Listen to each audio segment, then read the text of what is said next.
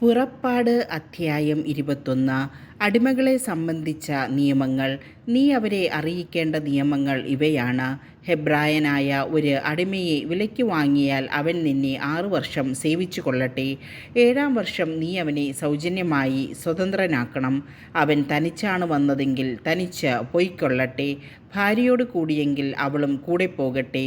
യജമാനൻ അവന് ഭാര്യയെ നൽകുകയും അവന് അവളിൽ പുത്രന്മാരോ പുത്രിമാരോ ജനിക്കുകയും ചെയ്താൽ അവളും കുട്ടികളും യജമാനൻ്റെ വകയായിരിക്കും. ആകയാൽ അവൻ തനിയെ പോകണം.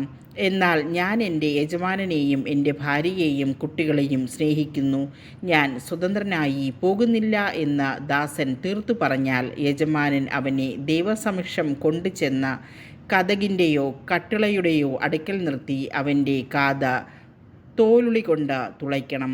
അവൻ എന്നേക്കും അവൻ്റെ അടിമയായിരിക്കും. ഒരുവൻ തൻ്റെ പുത്രിയെ അടിമയായി വിറ്റാൽ പുരുഷന്മാരായ അടിമകൾ സ്വതന്ത്രരായി പോകുന്നതുപോലെ അവൾ പോകാൻ പാടില്ല. എന്നാൽ യജമാനൻ അവൾക്ക് വിവാഹ വാഗ്ദാനം നൽകിയ ശേഷം അവന് അവളിൽ അതൃപ്തി തോന്നിയാൽ അവളെ വീണ്ടെടുക്കപ്പെടാൻ അനുവദിക്കണം. അവളെ വഞ്ചിച്ചതിനാൽ അന്യർക്ക് അവളെ വിൽക്കാൻ അവന് അവകാശമുണ്ടായിരിക്കുകയില്ല. അവൻ അവളെ തൻ്റെ പുത്രന് ഭാര്യയായി നിശ്ചയിച്ചാൽ പുത്രിമാരോടെന്ന പോലെ അവളോട് പെരുമാറണം. അവൻ മറ്റൊരുവളെ ഭാര്യയായി സ്വീകരിക്കുന്നുവെങ്കിൽ ഇവൾക്കുള്ള ഭക്ഷണം, വസ്ത്രം, വൈവാഹികാവകാശം എന്നിവയിൽ കുറവ് വരുത്തരുത്. ഇവ മൂന്നും അവൻ അവൾക്ക് നൽകുന്നില്ലെങ്കിൽ വിലയൊടുക്കാതെ അവൾക്ക് സ്വതന്ത്രയായി പോകാം. ദേഹോപദ്രവത്തിന് ശിക്ഷ. മനുഷ്യനെ അടിച്ചു കൊല്ലുന്നവൻ വധിക്കപ്പെടണം. എന്നാൽ കരുതിക്കൂട്ടിയല്ലാതെ അവൻ്റെ കയ്യാൽ അങ്ങനെ സംഭവിക്കാൻ ദൈവം ഇടവരുത്തിയാൽ അവന് ഓടിയൊളിക്കാൻ ഞാനൊരു സ്ഥലം നിശ്ചയിക്കും.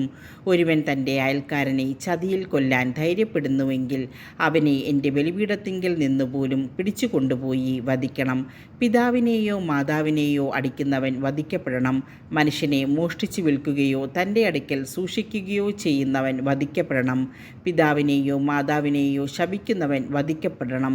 ആളുകൾ തമ്മിലുള്ള കലഹത്തിനിടയിൽ ഒരുവൻ മറ്റൊരുവനെ കല്ലുകൊണ്ടോ മുഷ്ടികൊണ്ടോ ഇടിക്കുകയും ഇടികൊണ്ടവൻ മരിച്ചില്ലെങ്കിലും കിടപ്പിലാവുകയും ചെയ്തെന്നിരിക്കട്ടെ. പിന്നീട് അവന് എഴുന്നേറ്റ് വടിയുടെ സഹായത്തോടെയെങ്കിലും നടക്കാൻ സാധിച്ചാൽ ഇടിച്ചവൻ ശിക്ഷാർഹനല്ല. എങ്കിലും അവന് സമയനഷ്ടത്തിന് പരിഹാരം നൽകുകയും പൂർണ്ണ സുഖമാകുന്നതുവരെ അവൻ്റെ കാര്യം ശ്രദ്ധിക്കുകയും വേണം. ഒരുവൻ തൻ്റെ ദാസനെയോ ദാസിയെയോ വടികൊണ്ടടിക്കുകയും അടികൊണ്ടയാൾ അവൻ്റെ അടുക്കൽ തന്നെ വീണ് മരിക്കുകയും ചെയ്താൽ അവൻ ശിക്ഷിക്കപ്പെടണം. എന്നാൽ അടികൊണ്ട ആൾ 1-2 ദിവസം കൂടി ജീവിക്കുന്നെങ്കിൽ അടിച്ചവൻ ശിക്ഷിക്കപ്പെടരുത്.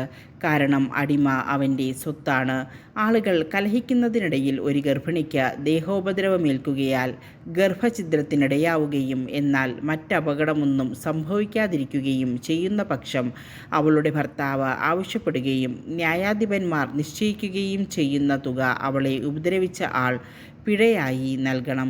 എന്നാൽ മറ്റെന്തെങ്കിലും അപകടം സംഭവിക്കുന്നെങ്കിൽ ജീവന് പകരം ജീവൻ കൊടുക്കണം. കണ്ണിനു പകരം കണ്ണ്, പല്ലിന് പകരം പല്ല്, കൈക്ക് പകരം കൈ, കാലിന് പകരം കാല്, പൊള്ളലിന് പകരം പൊള്ളൽ, മുറിവിന് പകരം മുറിവ്, പ്രഹരത്തിന് പകരം പ്രഹരം. ഒരുവൻ തൻ്റെ ദാസൻ്റെയോ ദാസിയുടെയോ കണ്ണ് അടിച്ചു പൊട്ടിച്ചാൽ അതിന് പകരം ആ അടിമയ്ക്ക് സ്വാതന്ത്ര്യം നൽകണം. ഒരുവൻ തൻ്റെ ദാസൻ്റെയോ ദാസിയുടെയോ പല്ല് അടിച്ചു പറിച്ചാൽ അതിന് പകരം ആ അടിമയ്ക്ക് സ്വാതന്ത്ര്യം നൽകണം. ഉടമസ്ഥൻ്റെ ഉത്തരവാദിത്തം. ഒരു കാള ഒരു പുരുഷനെയോ സ്ത്രീയെയോ കുത്തിക്കൊലപ്പെടുത്തിയാൽ അതിനെ കല്ലെറിഞ്ഞു കൊല്ലണം. ആരും അതിൻ്റെ മാംസം ഭക്ഷിക്കരുത്. കാളയുടെ ഉടമസ്ഥൻ നിരപരാധനായിരിക്കും.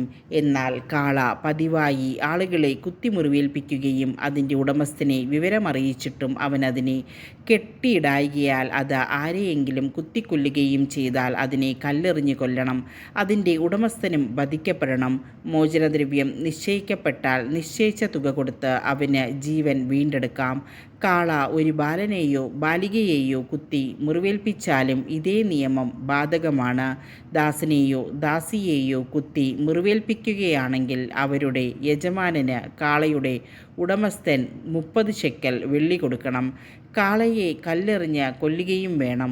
ഒരുവൻ കിണർ തുറന്നിടുകയോ അത് കുഴിച്ചതിനു ശേഷം അടയ്ക്കാതിരിക്കുകയോ ചെയ്തുകൊണ്ട് അതിൽ കാളയോ കഴുതയോ വീഴാനിടയായാൽ കിണറിൻ്റെ ഉടമസ്ഥൻ മൃഗത്തിൻ്റെ ഉടമസ്ഥന് നഷ്ടപരിഹാരം ചെയ്യണം. എന്നാൽ ചത്ത മൃഗം അവനുള്ളതായിരിക്കും. ഒരുവൻ്റെ കാള മറ്റൊരുവൻ്റെ കാളയെ കുത്തി മുറിവേൽപ്പിക്കുകയും അത് ചാകുകയും ചെയ്താൽ അവർ ജീവനുള്ള കാളയെ വിൽക്കുകയും കിട്ടുന്ന പണം പങ്കിട്ടെടുക്കുകയും വേണം. ചത്ത കാളയെയും പങ്കിട്ടെടുക്കണം. എന്നാൽ തൻ്റെ കാള കുത്തുന്നതാണെന്നറിഞ്ഞിട്ടും അതിനെ കെട്ടി നിർത്തുന്നില്ലെങ്കിൽ അവൻ കാളയ്ക്ക് പകരം കാളയെ കൊടുക്കണം. ചത്ത കാള അവനുള്ളതായിരിക്കും.